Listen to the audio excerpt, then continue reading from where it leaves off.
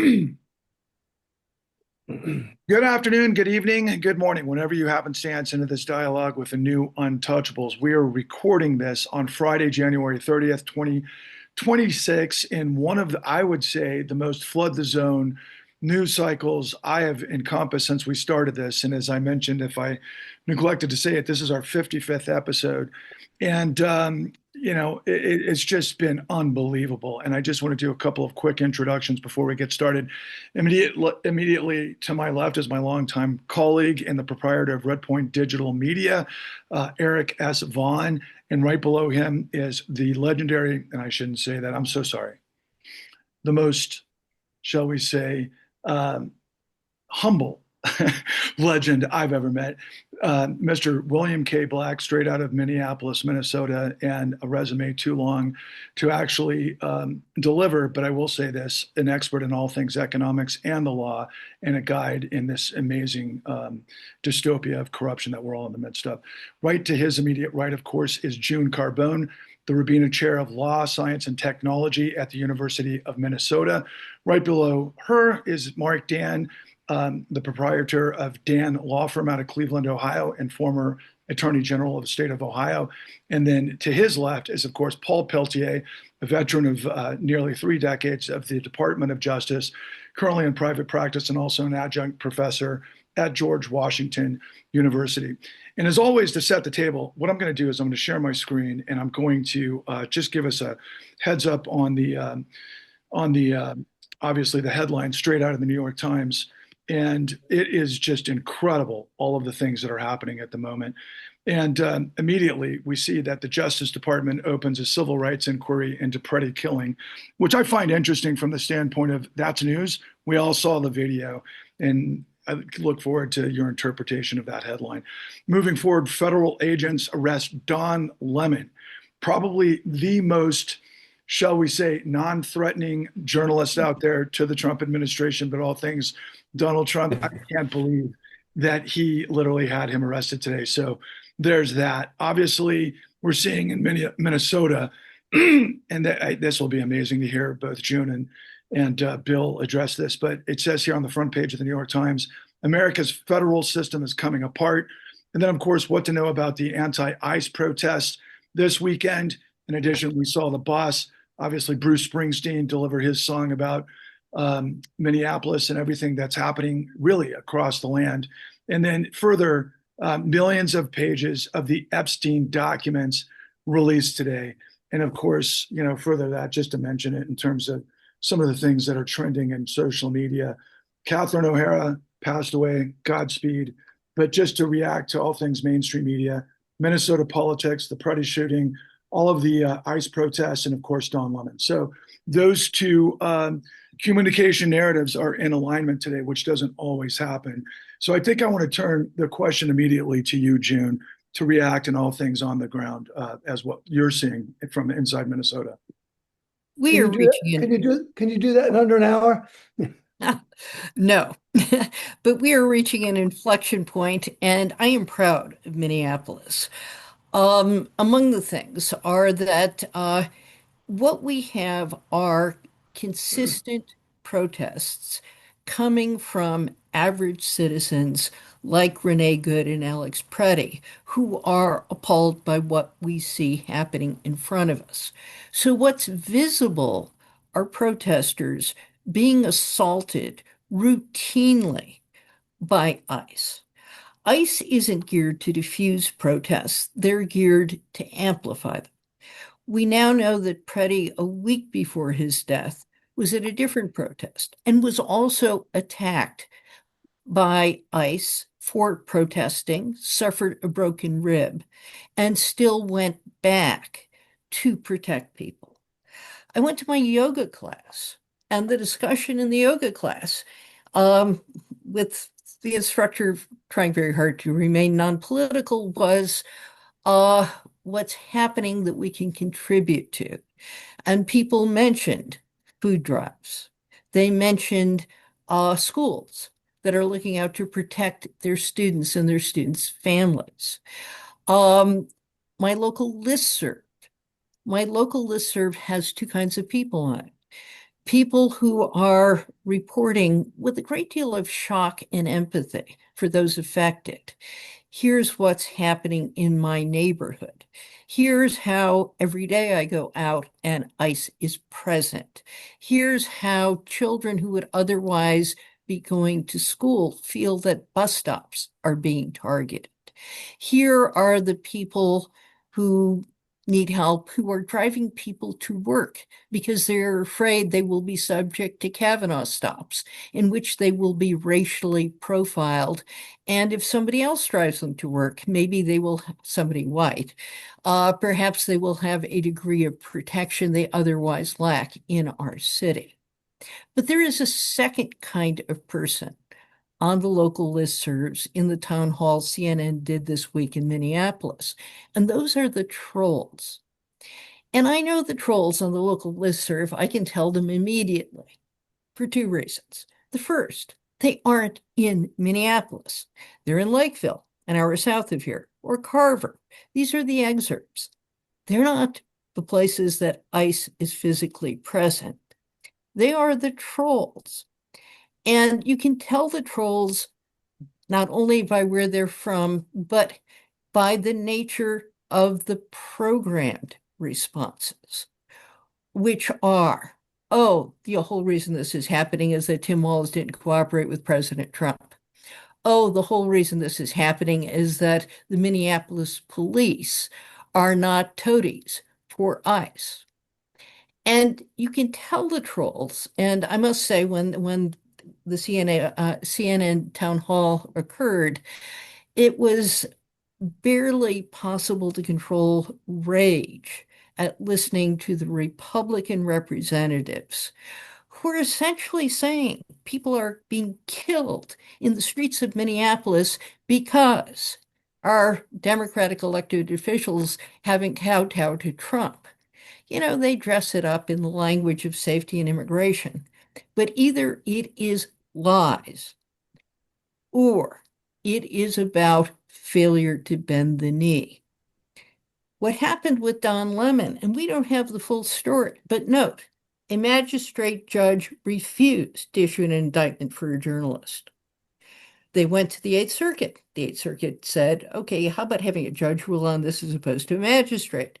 The judge refused to issue an indictment, saying no magistrate had ever been overruled in the refusal to issue an indictment.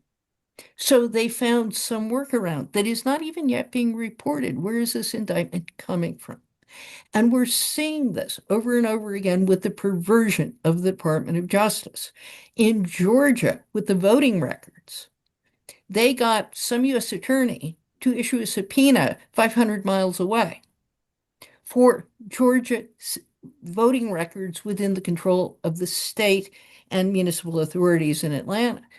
And note, it's only Fulton County. If you were serious about investigating voter fraud, you'd look at the entire state. Again, what we are seeing is, I just keep going back to the debate. Kamala Harris had a line. Donald Trump will be in the Oval Office extracting revenge on his enemies. And that is his number one priority. And the good news is this is so ugly and so outrageous, where we can see murder in the streets of Minneapolis before our very eyes and without waiting for any investigation whatsoever. Trump Department minions lie about it. So I want to add one further note of warning. What we are seeing, and especially when I listen to the trolls, is this is not just about Donald Trump clearly losing it. It doesn't really matter whether he's suffering from dementia or simply exhibiting the character that has always been there. We have a drop in the Epstein files. His name is mentioned. The allegations are ugly. If you start going in the deeper dive into the internet with rumors, allegations by named individuals, but no yet confirmation that would be proof beyond a reasonable doubt, the rumors are not just what I thought would be there. Occasional dalliances or financial relationships with Russian mobsters. I think what we're going to find is an expression of character that involves sadism and violence, and that's what we're seeing on the streets of Minneapolis. Absolutely. And Paul, to that point, I mean, we saw today the data dump of the Epstein files from the Department of Justice, not through Pam Bondi, but Todd Blanche. What are your thoughts about whatever is forefront for you? And you're on mute. First of all, I have a lot of thoughts, but at the end of the day, it's very clear that, and to sort of follow up what June just said, it's very clear that this is part of everything that's happened is part of a playbook, and it's not just Donald Trump. And I believe that it has a lot to do with Project 2025 and the Heritage Foundation people that are sort of in the government and running things right now. So this is part of an entire plan. And one of the plans is to derogate the freedom of the press. Now, just getting back to the Todd Blanche, I do think we should honor the freedom of the press, no matter how pathetic the press is. And that Todd Blanche interview was pathetic. Here he is up there, and it was the most mealy-mouthed questions on silly topics that had really nothing to do with the destruction of both the press and our rights by the Department of Justice, which should have been forefront on every person's mind. So it was ridiculous. And to just go to the Don Lemon thing, and just to show how this corruption of the justice system as it relates to the press. First of all, June, I just want to correct you. It wasn't a subpoena to Fulton County. It was a full-on search and a search warrant authorized by a magistrate to pull out the records, signed by an AUSA that nobody knows where that person even resides, never mind Atlanta, right? And so Yes. we see what's happening here is that they're handpicking AUSAs all around the country and just putting them in certain places because they are effectively Trumpers. And it's how you destroy the Department of Justice. It's how you destroy the press. Look at the countries that arrest members of the press.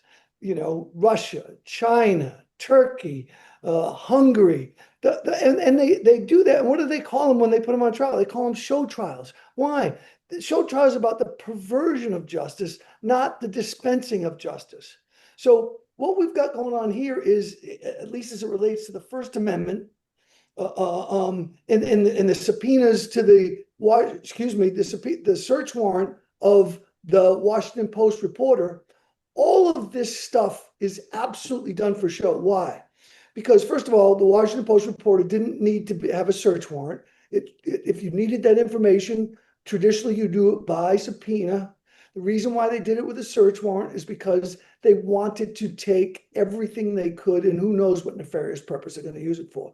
The same thing with Fulton County. They didn't need to do a search warrant. That all of that evidence had been quarantined for other reasons and for other litigative purposes. They didn't need to do it. They're doing it for show and for other ulterior motives that we'll never know. Todd Blanche said today, they asked him, why was Tulsi Gabbard there? And he said, well, she has nothing to do with it. And then one reporter said, well, if she had nothing to do with it, why was she there? And he goes, oh, I said she had a lot to do with it. You know, she's involved in everything. It's absurd, the responses that we get from the Department of Justice. And then finally, the Don Lemon arrest, again, June related the history of it. We don't know whether it was by information or indictment. I think it was by indictment. We don't know where the grand jury sat. We don't know. I would hope that the grand jury would have sat in Minnesota, but we don't know who the prosecutor was. I understand that the U.S. Attorney's Office down there in Minneapolis is usually staffed by about 80 attorneys, and they're down to about 45 now. And to think that you would have one of them doing this, or spending their time and attention on this, but all the time, Don Lemon was not a risk of flight. You'd hint, if you really cared about justice, you would indict him. You'd call his lawyer, you'd say he has to report on this day at this time. He would do so.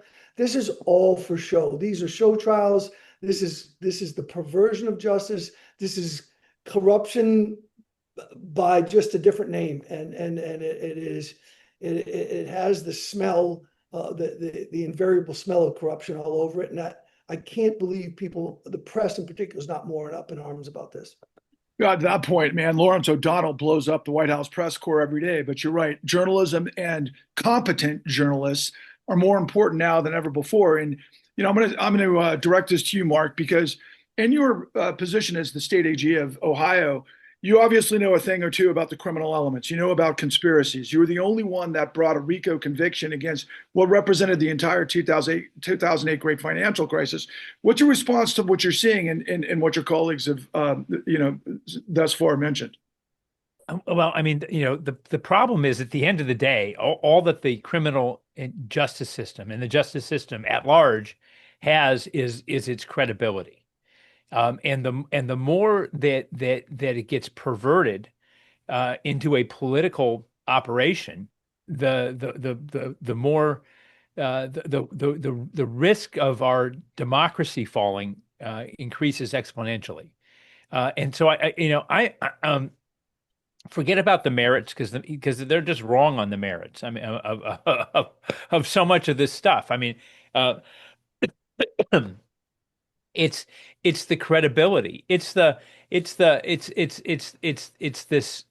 constantly running the Justice Department like it's I mean, it's being run by political consultants. It's being run by ad men, not by lawyers, and not by folks that are serious about protecting the interests. In the meantime, all the important work that the government does in fighting crime and regulating uh, uh,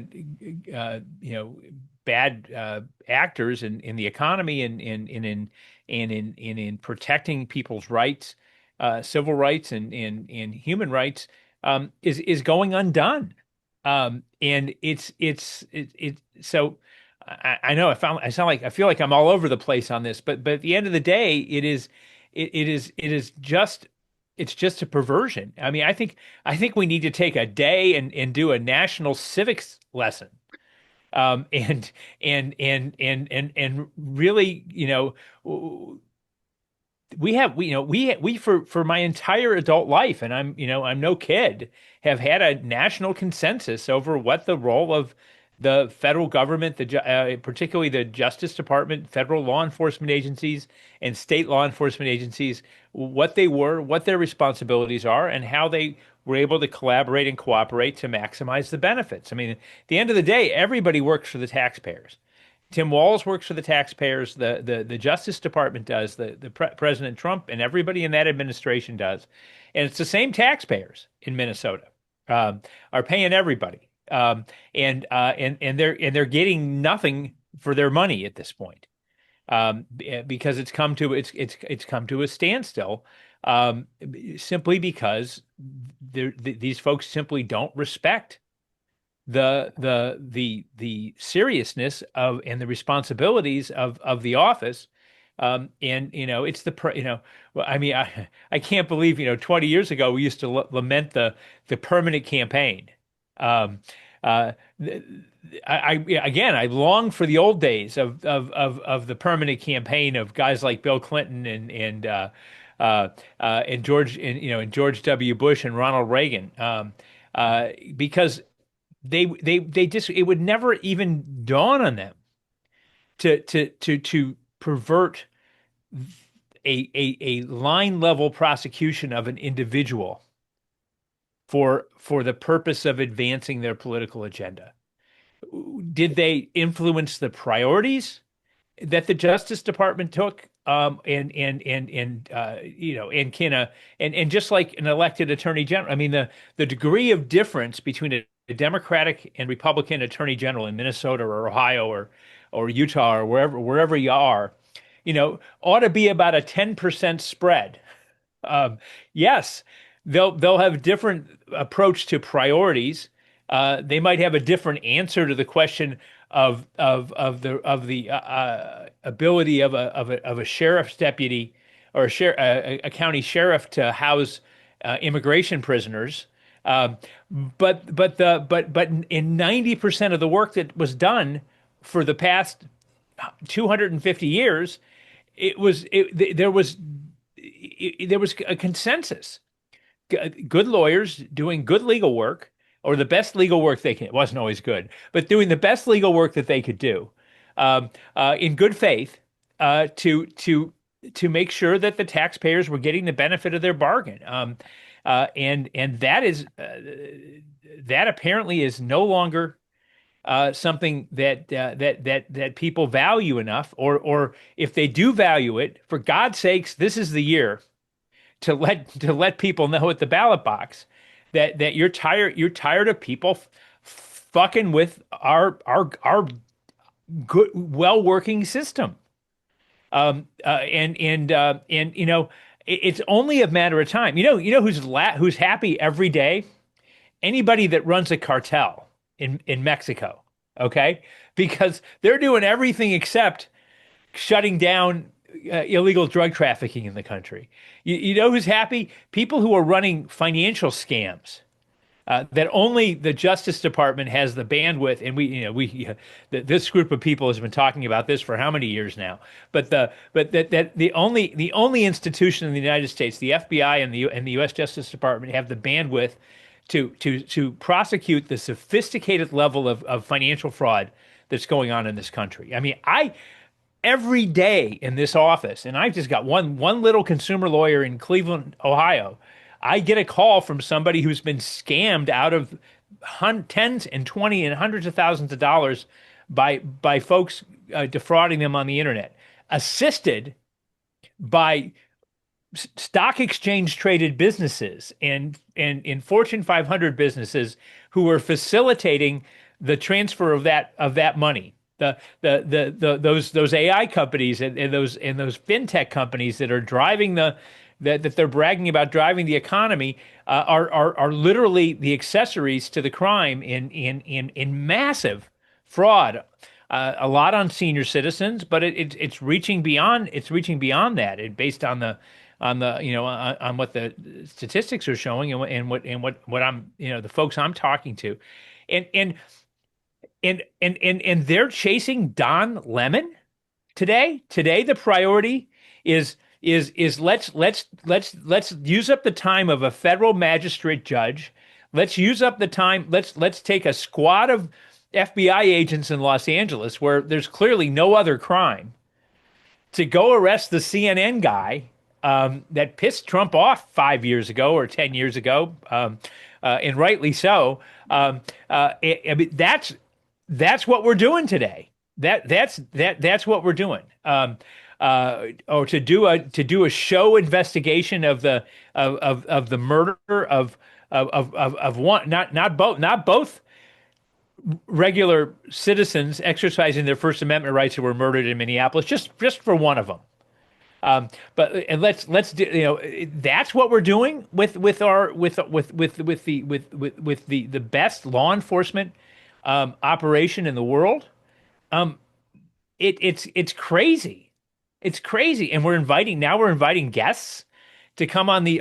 Let's take the let's not do anything else in Atlanta, except let's go pick up. You got FBI agents who should be going through accounting records of criminal fraudsters or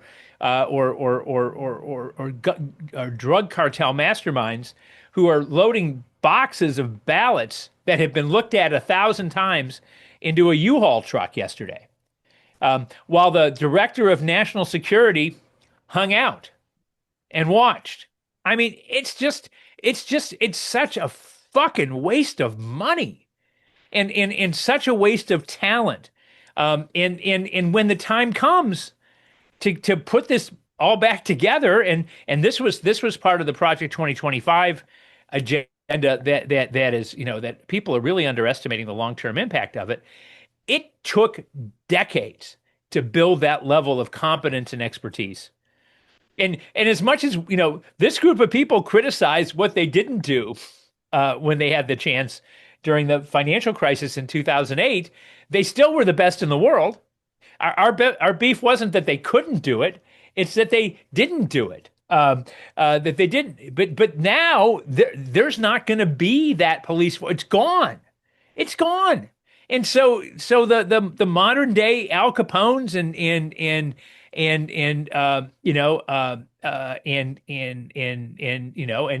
uh, other types of criminals are going to be are going to they're getting a, it's like a free pass. It's like a hall pass because there's nobody to do the day-to-day job of law enforcement. And as hard as local law enforcement tries, there's only so much you can do. I mean, in Ohio, we have 700 plus police departments, and they only have so many resources that they can apply. If something gets complicated, you've got to have a state federal cooperation in order to solve those problems and to protect the public. And what nobody's talking about is that that's the cost of this. There is a huge cost of all this nonsense. And that's what I'm the most, that's what I stay up nights worrying about is that we're foaming the runway for a lawless country where you know that even if you there are enough resources to prosecute you and you get through the system, that if you buy enough Bitcoin, you'll get a pardon. How is that confidence in the justice system in this country? But that's the truth. You got enough money. I think we talked about immunity for federal actors, immunity for state actors. How about immunity for people with money? I mean, we've created now a third class of immunity from any consequence from bad activities, and so that's what's going on here. And you can't. And Paul, you've been in there and done it, and Bill and June, you've been in the Justice Department. But I mean, you can't I ran a 500 lawyer office and 1,500 employees. You can't build that in 4 years. So the next administration, it literally is definitionally impossible to put Humpty Dumpty back together. We'd have to elect a string of sane, competent presidents, at least a couple of terms, in order to be put anywhere near back the resources that are there, and at the worst time in history, because now. And of course they're using all these tools for all the wrong reasons. But with the AI tools that are out there for criminal intelligence gathering, the opportunity to actually find fraud and to hold people accountable and to identify criminals who operate under the radar is immensely enhanced. I mean, if they would take that Palantir power and turn it towards actual criminals, and the power of AI. I spent so much time, and it was like a pipe dream, 15 years ago to try to. We wanted to create intelligence centers all over the state, where local, state, and federal law enforcement shared data and collaborated. But that was a room full of people typing stuff into computers. Okay, now you can scan stuff and in a day. A good AI program I was looking at a law enforcement AI program that it literally creates a heat map of evidence. And the more evidence you feed in, it puts it in like concentric circles around the relevance, without spending hours and days and anybody here other than Eric and Patrick not spend some time in a warehouse looking at documents in their career? Because I know I did.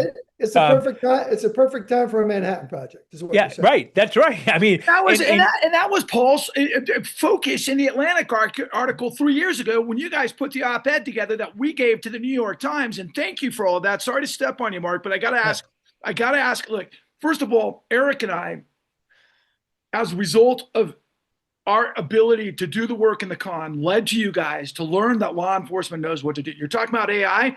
AI is being used to identify the protesters right now, right? And so, Eric, what do we see this week in context to all of the other elements that everybody's already talking about, right? We saw Jeff Bezos spend $30 million for Melania that Mark opened up with, and obviously another $30 million on distribution to sell 4 tickets.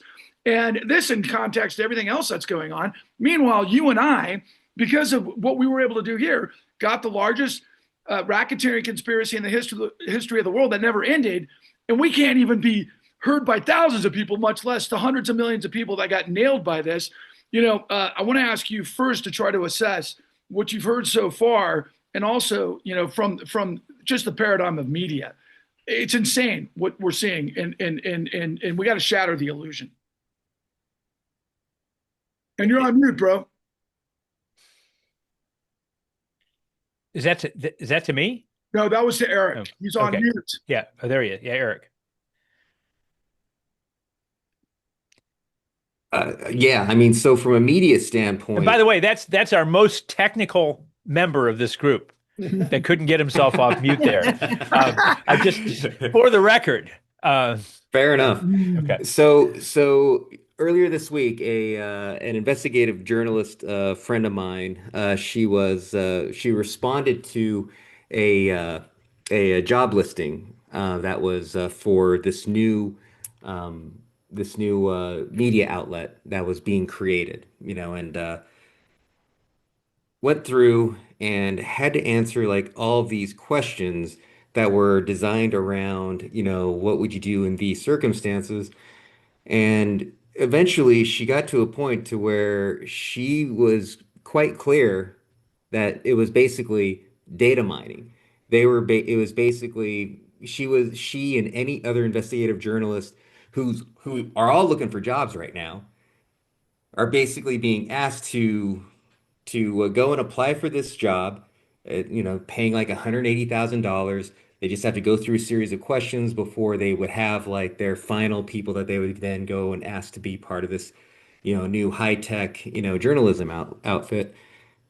Um, but it became pretty clear, like perhaps a little bit too late in her case, that it was basically an AI that was using her inputs to basically learn how to do her job. And when she brought me on, we started doing some digging, and sure enough, everything about it was about stuff that was going to be available, online sources of information, databases, so on and so forth. And so, yeah, now they're even trying to, basically have AI, serve as the function of investigative journalism. Um, so, I mean, I don't know. I think everything is basically getting, perverted by this notion that AI is going to fix everything without anybody stopping to say, well, somebody's collecting that data, somebody has control of these AIs, and they can decide what to do with that information and not. And so, I mean, you were talking about Bezos and the word 30 came up, 30,000, 30, it came up several times. The other 30 that I think came up was the 30,000 jobs that were just removed because AI is basically replacing them. So we're taking the human element out of culture and society, something that only exists for the benefit of humans. And it makes you wonder why. Why are we doing any of this? If the entire reason for us to be in a society, to be in a culture, to live at all is because we are the humans. Everything is supposed to benefit us. Why is everything that this government and the business world seem to be involved with is about removing humans from the equation? I mean, I think it's pretty clear because humans are messy, humans cost money, and if we can like figure out better and faster ways to shovel as much money as possible to the smallest amount of people as possible, then basically, they win. So, I mean, I'm not sure if this is answering your question, for what you were looking for, but goodness, yeah. I mean, I think that we're just looking at a entire society that's basically lost track of the fact that we're supposed to be here for each other. It's James Cameron meets 4 decades of all of these great new series and all of the dystopia and Matrix. But I think that Eric makes some great points, Bill, because I wanted you to I usually find myself compelled to go to you first, but I wanted to get everybody's thoughts, to see how you might respond, given the fact that you're right down the street from everything that's happening in Minnesota, and you've been doing this for 4 decades as a person with very competent people inside the most complex frauds in the history of the world to sort out everything that needs to lead to convictions, which you and your team have proved, and that we're trying to get millions of people out there to understand so that we know how to move forward against all of this, this current of madness. So what is it about competence? What is it about all of the incompetence that we're in the middle of that you can help guide to turn the tables? And what do we need to know? So, in the Department of Justice, you had to tell the truth. It's a pretty simple thing, right? You can't lie. You can't lie to send innocent people to prison. You can't lie to hide some conflict of interest you have where you're trying to get somebody off who was a third cousin or anything like that. Um, and now we have an administration where you cannot get any job, and you certainly can't hold any job unless you are absolutely willing to lie. And I don't mean lie about little things. I mean lie about things like, yeah, he was trying to kill us all. He was a terrorist trying to kill us all. That kind of lie, just a massive thing where you absolutely invert the truth. So one of the themes of what everybody's been talking about is there's a massive aspect of this, which is not law. It's professionalism. It's competence. It's doing the right thing. And you know who's really in charge of that stuff? It's not the Attorney General of the United States of America. We've discussed this in some prior programs, but all of us who have been in the Department of Justice can tell you it's the DAG, the Deputy Attorney General.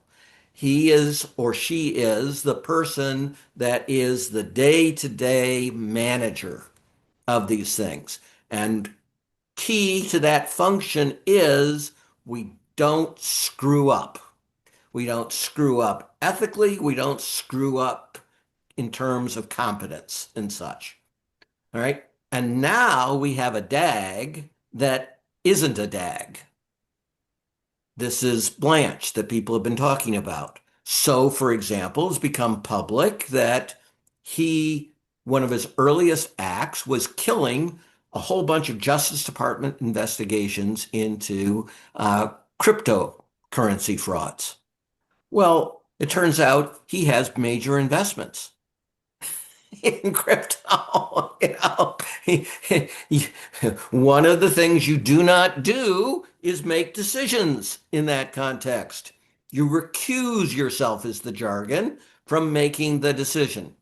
And so we have the person that is supposed to be the exemplar of propriety, who is supposed to be the enforcer of propriety, who is absolutely leading the destruction of professionalism, of justice at the Justice Department, right? So that's kind of bad. It just came out in Minnesota news, the chief judge of the district court, who is a very conservative Republican appointee, who clerked for an ultra-conservative Supreme Court justice, has issued order slash opinion in which he says, this is quick and dirty, so we may have missed a number, but just this year, and it's just the beginning of the year, just this year, the Justice Department has violated the court orders 96 times in this district alone, which is to say, overwhelmingly they violate. It's not an occasional error that happens in a big system. It's a systematic violation that comes from the top. What does that mean? These things have consequences. Now, obviously, we have consequences for justice and injustice in these circumstances, but let's just stay with competence for a moment and ethics, because ethics are a big part of competence. If you're unethical, you are incompetent because you are going to be using law in exactly the wrong way. Well, Justice Department attorneys will not stay when your boss is unethical and wants you to do unethical things. And one of the things is competence. I know many folks think if you're a government employee, you're an inferior in terms of competence. Not in the Justice Department. Right? Yeah. These are often really good attorneys who are in very high demand in the private sector and such. So these people can get jobs.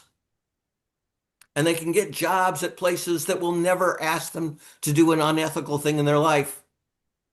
That's in the private sector now. And so they have to leave the Justice Department where they were deliberately accepting a trade-off of considerably lower salary, but highly prestigious and feeling that you were doing something for the country, and going instead to, a top law firm where you get paid. Mark has talked about the tall building lawyers and such. Well, Justice Department attorneys can routinely go to those places. Right. And they frequently do not, or at least do not do so for decades, and they're invaluable. June talked about they lost in front of a magistrate in this church protest that is the Don Lemon related, not specifically Don Lemon in this particular case. The magistrate said no to a bunch of the requests for warrants and said no as to a warrant against Lemon. The Justice Department out there, and again, this is probably only one or two people in the entire office willing to do this, and they're going to be the ones left running the place. So you're going to get a catastrophe, the worst of the worst, not just substantively, but ethically. And that's a terrible thing given the power and given how many restraints are self-restraints, because these people don't have self-restraints, right? That's why they're willing to lie and take these positions.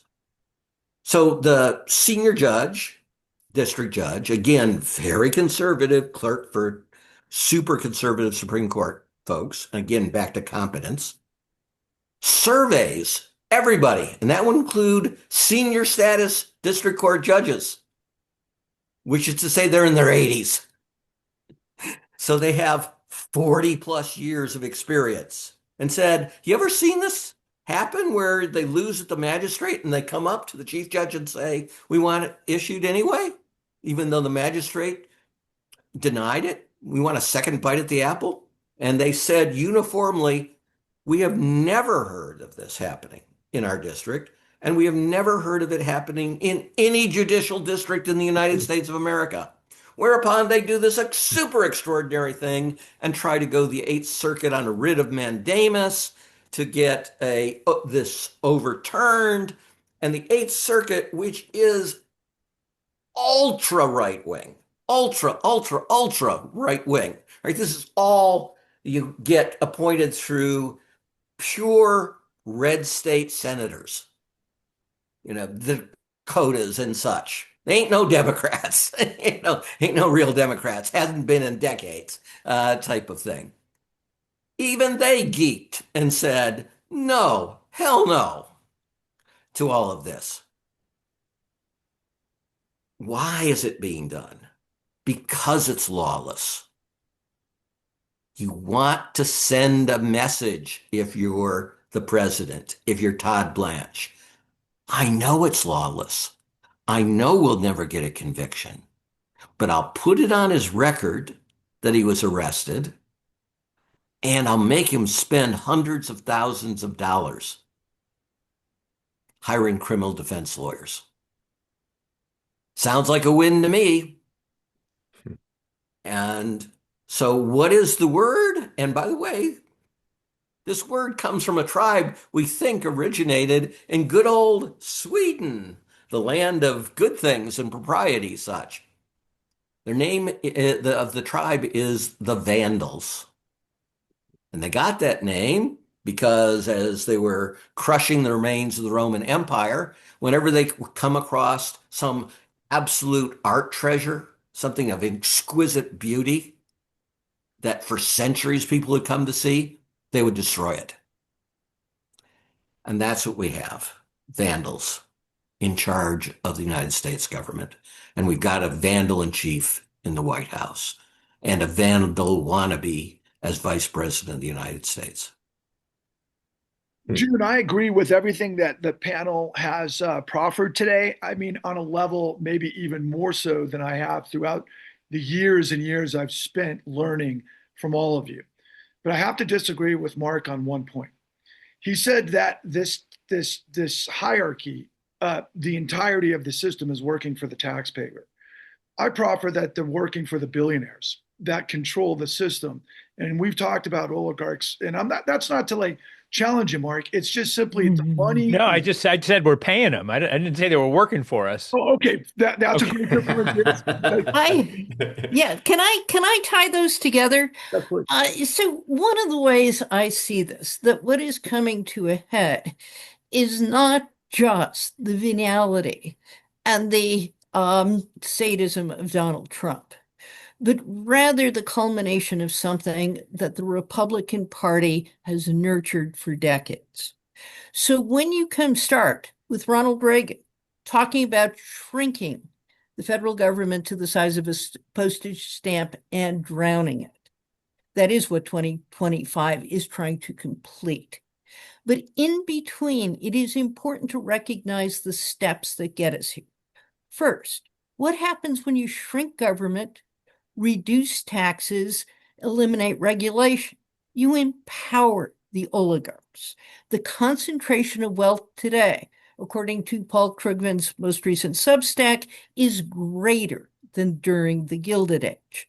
And when you have those disparities in wealth, you can't have democracy, period. Second, it has been the Republican mission from the beginning to destroy institutions.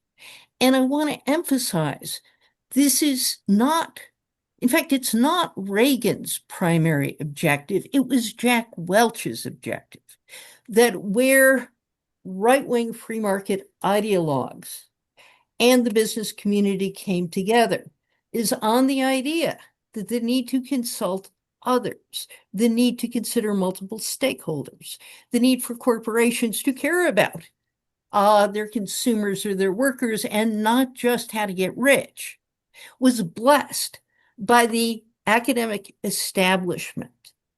And as soon as that was put into power by Jack Welch at GE, it involved lying, it involved manipulation of the system, and it involved skewing institutions so they served only those who called the shots and the shareholders, and let's face it, the private equity funds and major shareholders who got rich by the ability of the oligarchs to rig the system. Now, once you start going down that road, it has its own logic. I was invited to give a talk at Bucknell. This wonderful sociologist invited me and showed me her book, and she had interviewed all these people in in rural Pennsylvania. And when I read the book, they sounded like Bill. They thought the system was corrupt. When they identified how the system was corrupt, they were pretty accurate. And then they said, but everybody does it. Both parties are complicit, and therefore they fell for Donald Trump. You need to believe first, everybody does it, and the system is corrupt. And then you fall for the guy who says he's going to tear it down. And what Donald Trump does, and it's very important to recognize that this is a kind of ultra partisanship. The governor of Maryland was saying the other night, no blue state has received money for disasters. No blue state. That's what he's doing. This is a hyper partisan patronage system in the hands of Donald Trump. And you then also need to recognize, yeah, Donald Trump won the popular vote. Yeah, people were upset about the price of eggs. But who were Donald Trump's enablers? The oligarchs. You don't have Donald Trump without the funding. And I want to emphasize that's been there from the beginning. When you go back to the Powell memo and then the Koch brothers and the Chamber of Commerce in the 80s and leading up to packing the Supreme Court, which they did, and Citizens United, this is all part of a piece of the weaponization of groups that accurately perceive they've been cut out of the American dream. And when you look around for somebody to blame, they've never heard of Jack Welch. Until Elon Musk stepped into Doge, he was widely admired as a technocratic genius, whether he was or not. And you had no one to blame. So who did they blame?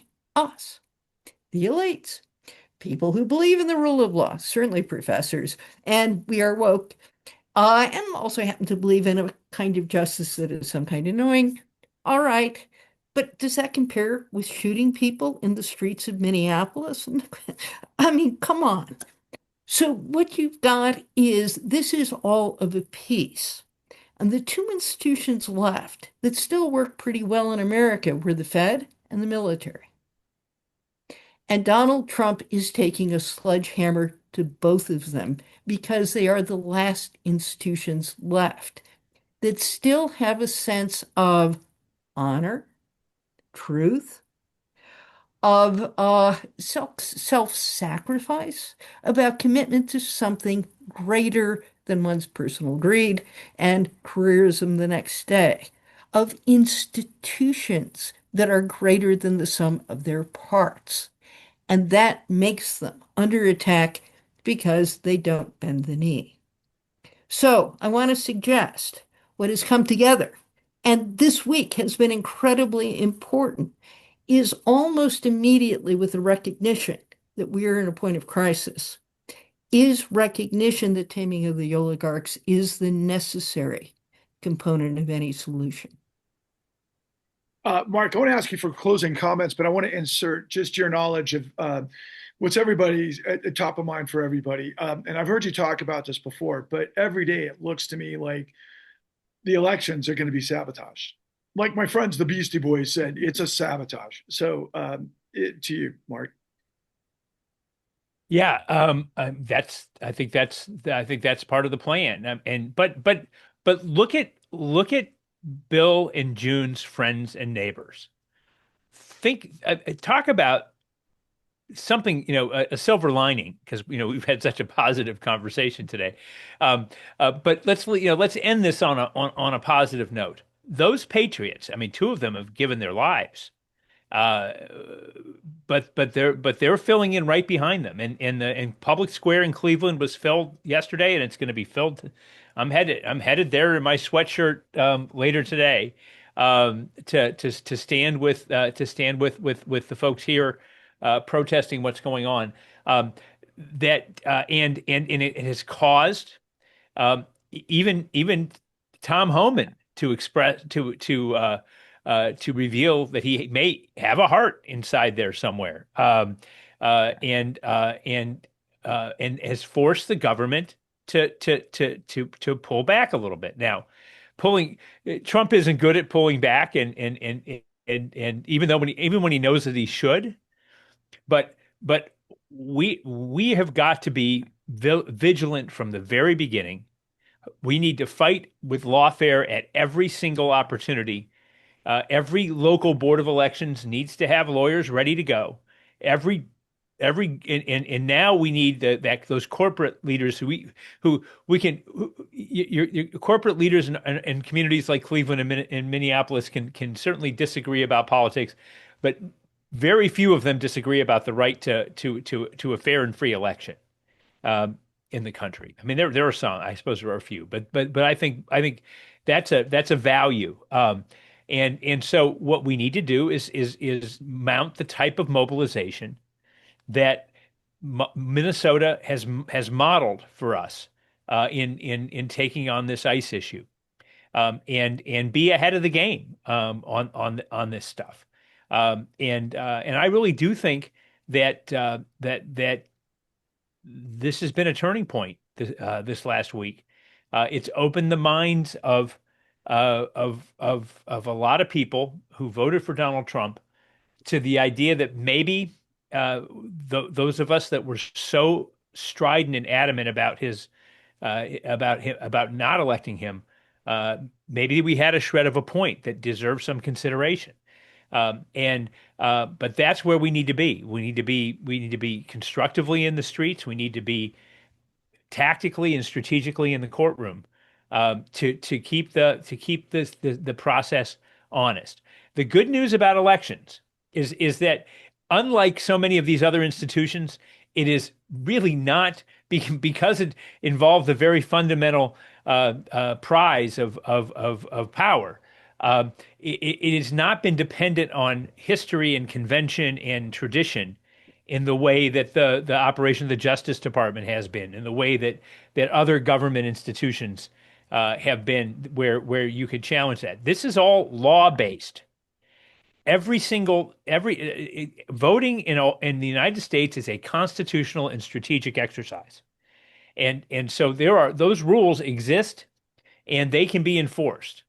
And once again, the judiciary. Every time I'm in the federal courthouse, I take a minute to thank the folks that I'm in front of for hanging in. And doing those jobs, because with those magistrates, you don't know how many of those warrants they've turned down. You never know about those, but it has to be a lot. So let's make sure that we are ready and mobilized, and that the organizations that bring these cases are financed. And that lawyers volunteer and put in their time to do what's necessary to protect it, and the citizens go out in the streets and do what the folks in Minnesota did, and even potentially at the risk of their own life. Well, that was one of the more powerful. Did you have something, June? No, well said. Oh, perfect. Yeah, I was going to say this whole discussion every single one has been incredibly powerful. And you guys from the very beginning have been speaking truth. You've been transparent. You've been delivering what the plan has to be to restore law. You've brought your ingenious innovation, your experience, your wisdom, and you've provided a roadmap. But we have to have millions of people do exactly what Mark just said. Now, people are doing it in the streets. We see Bruce Springsteen finally writing the right song. We see Tom Morello about to perform. We've got Edward Norton. Celebrities are beginning to speak about the issue in Minneapolis, which is the tip of the iceberg. Because when you reverse engineer it, like I always say, corruption is the tumor, fascism is the disease. That's how this whole thing has worked. And if you go through this process, the whole thing is to restore law, truth, and justice, which is, of course, what the whole purpose of the United States has been. Need I remind everybody that we're about to celebrate the 250th anniversary of the revolution of the United States of America. So on that point, I'd like to say, please, everyone, look through the description here. I'm going to put everyone's books as well as descriptions or links to their most important material as well as thenewuntouchables.com. More information is going to come down on our Substack. Please be on the lookout for that. Please check out the cleannewdeal.org. And then please like, subscribe, and share. Get this to attorneys groups. Get this to state legislatures. Get this to all of the people that need to understand there are professionals who know how to turn the tables, but this has to be a rising tide of the American people demanding what it is, the principles of what we were born with.